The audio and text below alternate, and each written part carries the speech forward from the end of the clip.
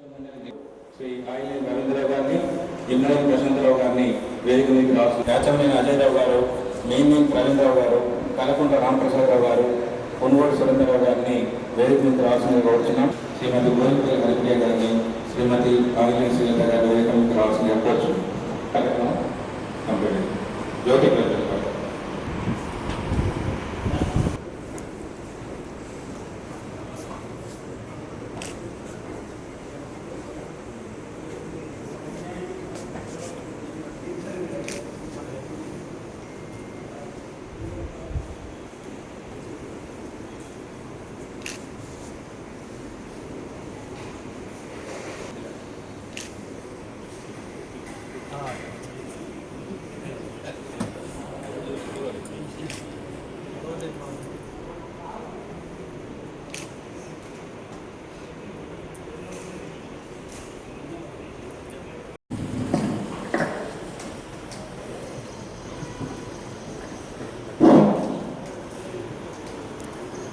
జగిత్యాల పద్మనాయక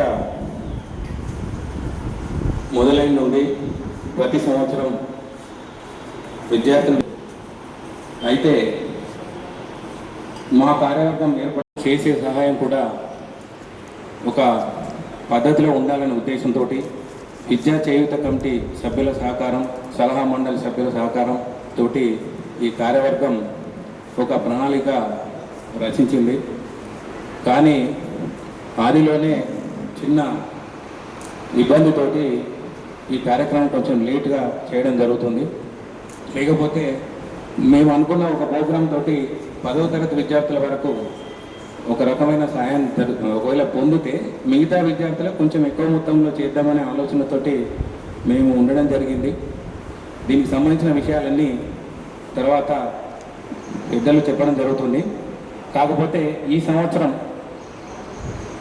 మనకు విద్యా కమిటీ విద్యానిధికి సంబంధించి మనకు ఇచ్చిన వివరాలు చెప్పడం జరుగుతుంది. ఈ సంవత్సరం మనకు డాక్టర్ జూపల్లి పురుషోత్తమరావు గారు, సుజాతాదేవి దంపతులు, వీరెవరంటే దన్నపనేని రాజగోపాలరావు, లక్ష్మీకాంతమ్మ పెమ్మట్ల కోనాపూర్ గారి కూతురు అల్లుడు, వీరు ఇవ్వడం జరిగింది. దీనికి 3 లక్షలు రావడానికి మాజీ అధ్యక్షులు పురుషోత్తమరావు గారు సహాయం చేశారు. వారి కృషితోటే 3 లక్షలు రావడం జరిగింది. నరసింహారావు గారు 1,01,116 రూపాయలు వారు మన దగ్గరకు వచ్చిన రోజు ప్రకటించి ఇవ్వడం జరిగింది. తర్వాత మన వెల్మ విద్యా చేయూత కమిటీ సభ్యులు పెద్దలు వంగపల్లి వేల్మాధవరావు గారు 50,000 రూపాయలు ఇవ్వడం జరిగింది. అదేవిధంగా మాజీ అధ్యక్షులు వద్దునేని పురుషోత్తమరావు గారు, వారు రామానగర్కి చెందిన బండారి వేణుగోపాలరావు గారు, అదేవిధంగా రామానగర్కి చెందిన బండారి శివసాయిరావు, శ్రీనివాసరావు గారి ఇవ్వడం జరిగింది. ఇప్పుడే ఇచ్చారు వారికి.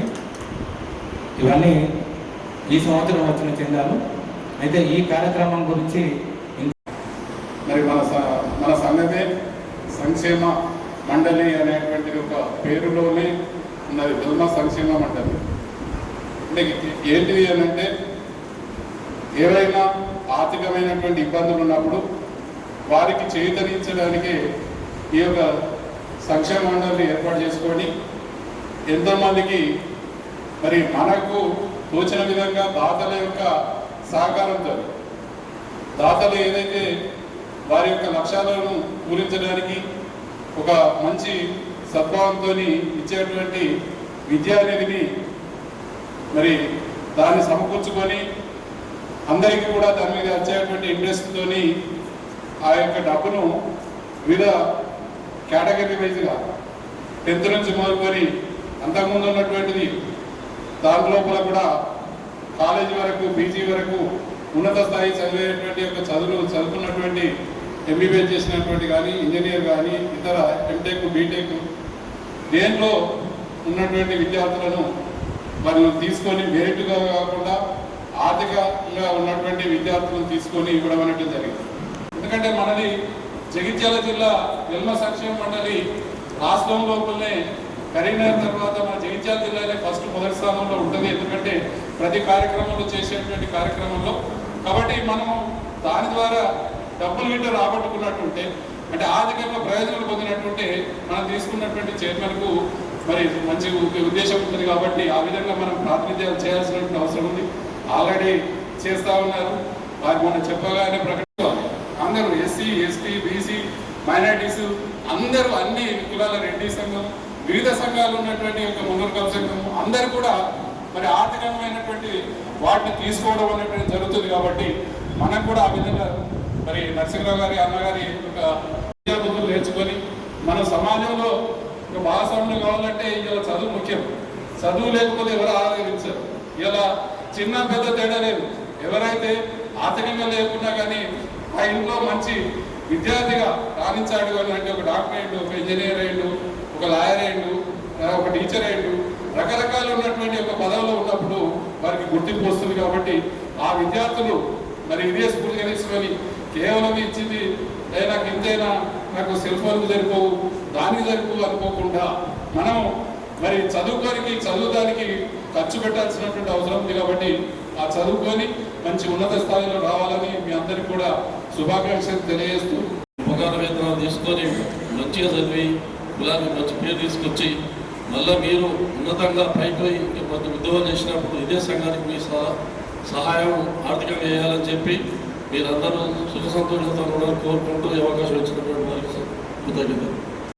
పంపిణీ కార్యక్రమం చేసిన పెద్దలు మాజీ అధ్యక్షులు పుణ్యకరావు గారు మరియు విద్యా జీవిత కమిటీ సభ్యులు మనం గతంలోకి భిన్నంగా కొంచెం లేట్ అయింది. 4-5 months డిలే అయింది. గతంలో ఏం చేసిందంటే స్కాలర్షిప్లు ఇచ్చేది ఎక్కువ సంఖ్యలు ఇచ్చేది, 100-150 మందికి ఇచ్చేది. ఇలా 100-150 మందికి ఇవ్వడం వల్ల ఏమవుతుంది, కొంత పొరపాటు జరుగుతుంది. ఎవరైతే ఎలిజిబిలిటీ పర్సన్స్ కాకుండా ఎవరికి దగ్గర ఉంటే వాళ్ళు రాయడము లేదా మిస్టేక్ జరుగుతున్నాయి, సరిగ్గా జరుగుతలేదని కాన్సెప్ట్లా అది బంద్ చేసి చేయగలిగిన మొత్తాన్ని కొంత ఎక్కువ చేద్దామని దానికి వేరే కూడా అడ్వైజ్ ఇస్తున్నారు. ఏమైనా చేస్తే పూర్తి స్థాయిలో చేద్దాం, మనం ఇచ్చే 2-3 వేలు ఎందుకు పనికిరావు, వాస్తవం కూడా ఇప్పుడున్న ఖర్చులకు 2-3 వేలు 4 వేలు ఇస్తే పనికిరావని భిన్నంగా ఆలోచించినాం. కొంతవరకు మేము చేయలేకపోయినాం. అయినా సరే మళ్ళీ కంపల్సరీ దాన్ని టార్గెట్ రీచ్ చేయగలుగుతాం. ఆ సమయాన్ని ఆ విధంగా ఆలోచిస్తాం. అలాగే విద్యార్థులకు మాత్రం ఒకటి చెప్తున్నాను నేను, మీరు ఫస్ట్ స్టడీ మీద కాన్సన్ట్రేట్ చేయండి. ఆర్థిక అసమానతలు అనేవి మన చదువుకు అడ్డం కాదు. అందులో వెలుమ బిడ్డగా పుట్టిన ఏ ఒక్కరు కూడా చదువు ఆపడానికి వీల్లేదు. సహాయం చేయడానికి చాలామంది ఉన్నారు. లోపం ఎక్కడ జరుగుతుంది, మీరు ఆగదే చదువులలో ఉంటున్నారు. పుస్తకాలు గర్వే, దేవుడు అందరికీ అదే సమాన బుద్ధి బలం ఇస్తాడు.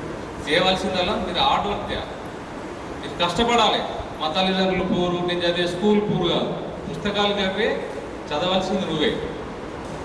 నువ్వు చదివితే నీ చదువు ఆపడానికి ఎవ్వరికి సాధ్యం కాదు. ఎందుకంటే గవర్నమెంట్ ఉంది, చాలామంది సహాయం చేయడానికి. ఏ ఒక్కరన్నా ఎప్పుడు నేను ఎంబీబీఎస్ సీట్ వచ్చింది నా చదువు ఆపినా అంటే ఇక్కడ ఉన్న వాళ్ళందరూ తలదించుకోవాల్సిందే. నాకు ఎంబీబీఎస్ సీట్ వచ్చింది, పైసలు లేక నేను చదువు ఆపినా. నువ్వు కావాల్సింది ఏంది, నువ్వు చదువు. ఇప్పుడు ఒక అమ్మాయికి మన గతంలో ఒక అమ్మాయికి టాపర్ వచ్చితే 1,25,000 ఎంత కట్టిరన్నా మన Jaganmohan Rao sir 1,25,000 college fee కట్టారు ప్రతి సంవత్సరం ఒకటే అమ్మాయి. అందులో వేరొన్న ఒక సంవత్సరం హాస్టల్ ఫీజు ఇచ్చారు. ఎవరో ఒక దాతలు సాయం చేస్తారు. మీరు చేయాల్సింది చదవాలి. మీ తల్లిదండ్రులు పూరున్నారు, మా అమ్మ లేదు, నాన్న లేడు అని కాదు. మీరు మాత్రమే చదవాలి. ఆ చదువు పూర్తి స్థాయిలో చదవాలి.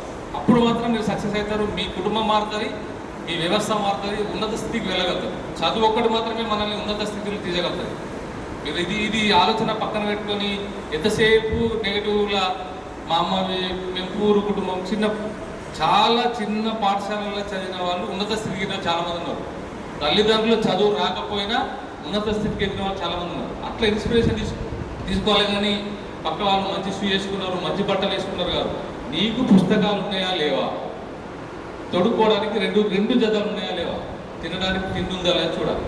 నీకు సహాయం చేసే వాళ్ళు చేస్తారు. నువ్వు ర్యాంక్ వచ్చినాక నీకు ఫీజు కట్టలేకపోతే ఈ సమాజం తలదించుకుంటావు.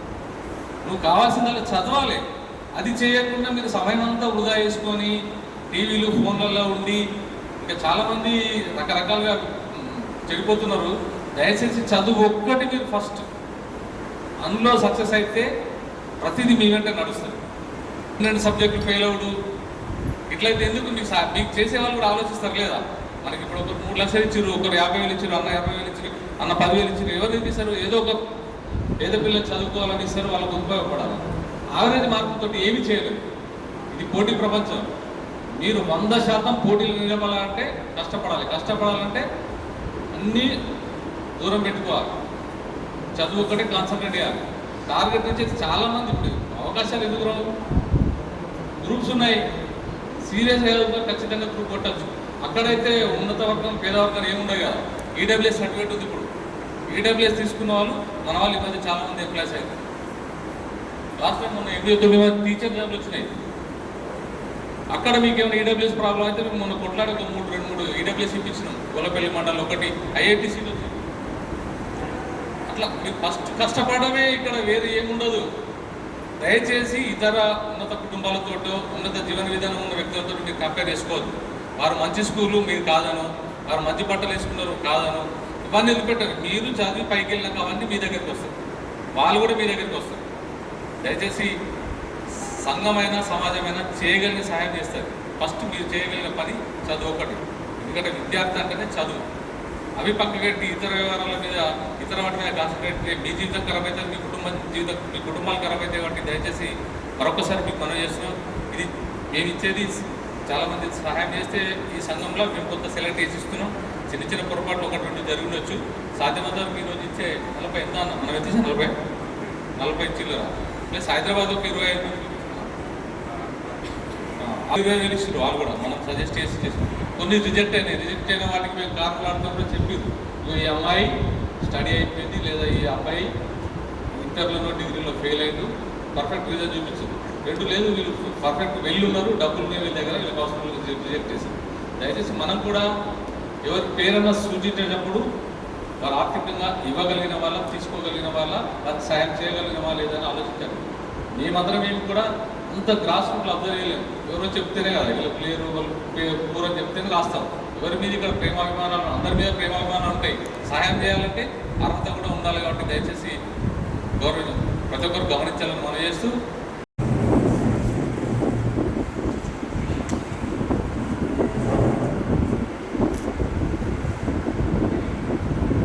నెక్స్ట్ పొలసాని దీక్షిత్ రావు. పొలసాని దీక్షిత్.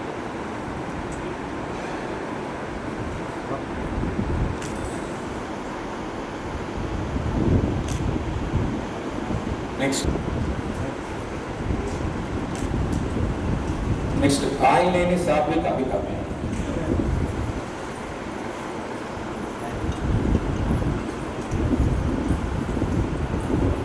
నెక్స్ట్ దుగ్గ్యాల నిత్యశ్రీ. మీరు నెక్స్ట్ మాన్పూర్ విఖ్యాతరావు, మాన్పూర్ విక్రాంతరావు.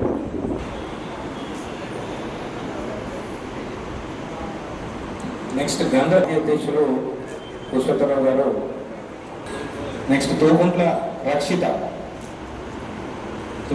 తాండ్ర నిహాల్ ఇద్దరు.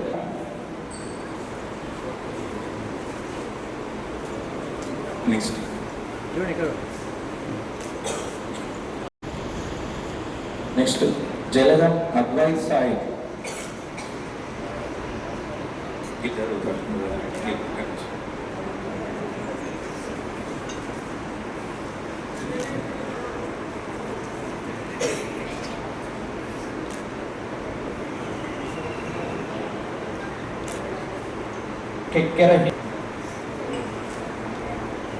అల్లాల అభిశ్రీ, మేనేని శ్రీహిత.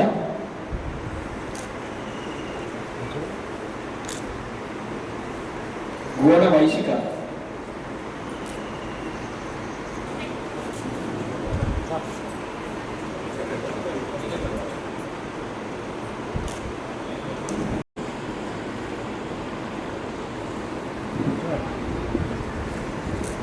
చీటి హిమశ్రీ భాగ్య. విద్యాల అక్షయ.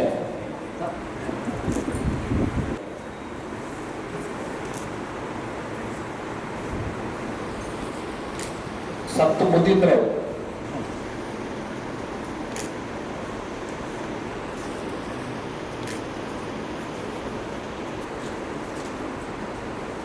పునుగోటి హన్సిక.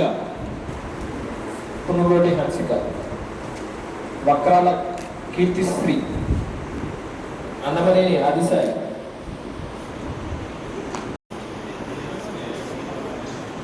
చిక్యాల రావు.